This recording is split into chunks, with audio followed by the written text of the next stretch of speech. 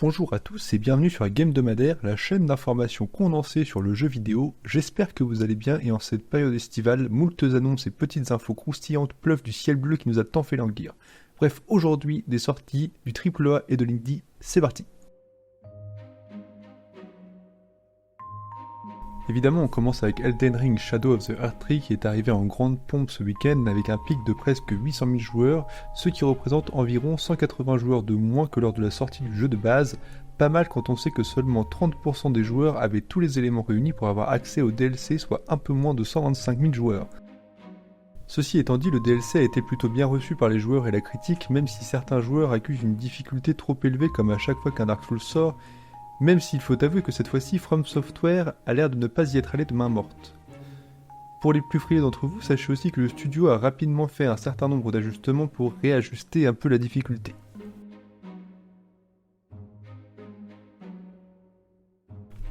Palworld revient avec une grosse mise à jour qui amène un contenu assez important. Si on s'inquiétait de savoir si le studio controversé Pocket Pair allait tenir parole quant à l'arrivée d'ajouts de contenu substantiel sur son jeu phare, il semblerait toutefois que les développeurs aient décidé de ne pas tomber dans les travers de l'époque de Craftopia. Dans cette mise à jour, on peut noter l'ajout d'une toute nouvelle île visiblement inspirée du Japon, une nouvelle faction à affronter, 23 nouveaux pals, un nouveau raid, un mode PVP et une augmentation des niveaux des pals et des capacités de stockage. Une bonne nouvelle donc pour l'avenir d'un jeu tout de même bien sympathique.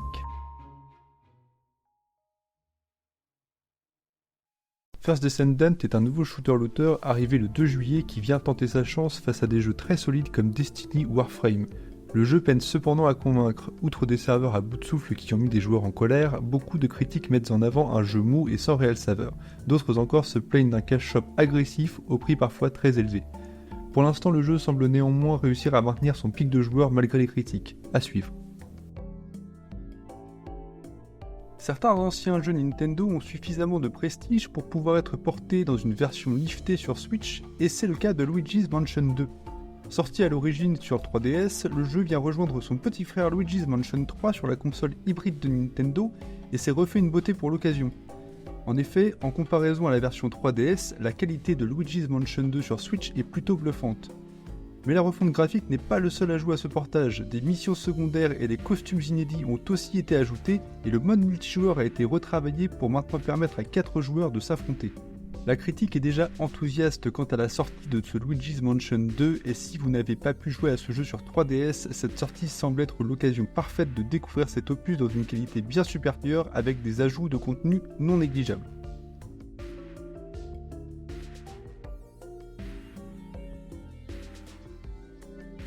C'est un jeu ayant reçu un très bon accueil sur PC qui arrive sur Switch. Tchia est un Zelda-like prenant place dans un univers inspiré de la Nouvelle-Calédonie, qui est au passage le pays des développeurs du titre.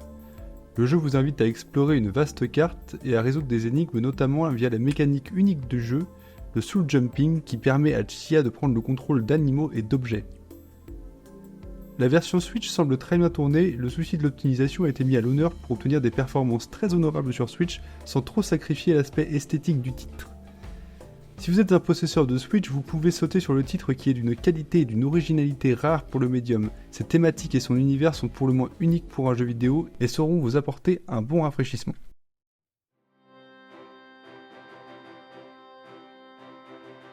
Sega se décide enfin à redonner vie à un titre qui, bien que niche, est fort apprécié des joueurs. Super Monkey Ball Banana Rumble. Il est sorti sur Switch et revisite son gameplay grâce au gyroscope de la console, mais l'option de jouer à la manette classique reste possible.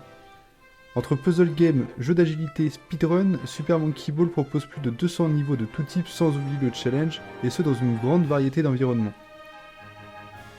La grande nouveauté de cet opus, c'est son mode multi jusqu'à 16 joueurs qui permet d'affronter d'autres joueurs sur des niveaux adaptés et offre différents outils pour leur voler la première place.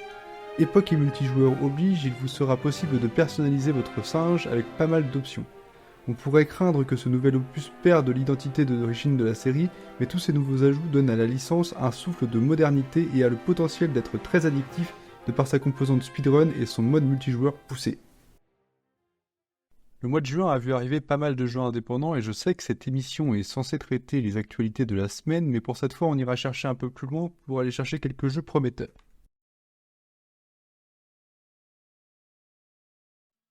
Song of Silence est un jeu sorti le 4 juin et qui ironiquement n'a pas fait grand bruit mais mérite tout de même un peu d'attention. Hormis l'audace qu'un studio indépendant peut avoir à se tenter comme 4X sur un marché aussi niche et fermé, le jeu est absolument somptueux et propose même un système de combat unique à base de cartes. Pour l'instant, 3 factions sont jouables, chacune avec leurs spécificités, leur histoire et leur ambiance. Le jeu est en accès anticipé, mais les mises à jour semblent arriver très vite, comme promis par les développeurs. On peut donc imaginer qu'à sa sortie, le jeu pourrait devenir un incontournable de la scène 4X. Alors celui-là, j'ai pas pu m'en empêcher, c'est mon coup de cœur et je ne manquerai pas de vous le rappeler à sa sortie le 30 juillet. Stormgate est l'héritier spirituel de StarCraft, pas seulement parce qu'il s'agit d'un RTS nerveux où on peut retrouver une faction très proche des Terrans, non. Le jeu a été développé par Frost Giant Studio, fondé par des vétérans de Blizzard Entertainment ayant travaillé sur StarCraft 2 et Warcraft 3, deux RTS absolument légendaires de l'âge d'or du genre. On peut donc s'attendre à du lourd avec 3 factions, les humains, les démons et l'Armada Céleste. Un univers entre la fantasy et la science-fiction qui ouvre énormément de portes à la narration et au gameplay donc. Les développeurs ont d'ores et déjà annoncé leur ambition de se placer sur la scène e-sport afin que le RTS puisse retrouver la gloire que StarCraft avait donnée au genre, et pour en arriver là, le jeu se basera sur un modèle free-to-play axé sur les cosmétiques. L'enthousiasme qu'a pu générer la bêta laisse présager un très bon avenir pour le jeu, et dans un mois, on verra ce qu'il a dans le ventre. Nous allons désormais parler d'un jeu français, The Last Moon, qui est très prometteur. Avec une direction artistique aux petits oignons et un gameplay très riche, ce petit jeu indépendant risque bien d'être une expérience vidéoludique rafraîchissante avec des propositions plutôt uniques.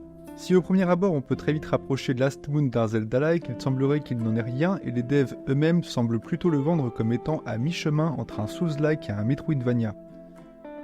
Une proposition de monde semi-ouvert donc qui semble aller au-delà de cette simple ambition en proposant un mode multi accessible à n'importe quel feu de camp. Loin d'un simple appel à un ami, ce mode de jeu fait la promesse très intéressante de modifier drastiquement le level design pour s'adapter à une partie à 2 joueurs. Le jeu propose en plus de ça un peu de profondeur avec des mécaniques light RPG, un grand classique mais toujours bienvenu pour fluidifier la progression et apporter une sensation de gain de puissance. Si cette info vous intéresse, sachez que la démo est d'ores et déjà disponible sur Steam. Cette vidéo est déjà terminée, merci de l'avoir regardée jusqu'au bout. Il s'agit d'un premier épisode, alors si vous avez des propositions, que ce soit en termes de contenu ou en termes de sortie de jeu ou toute autre nouvelle en rapport avec le monde du jeu vidéo, n'hésitez pas. De mon côté, je veillerai à l'amélioration constante du contenu de la chaîne, en espérant que cette vidéo vous ait plu. À la prochaine.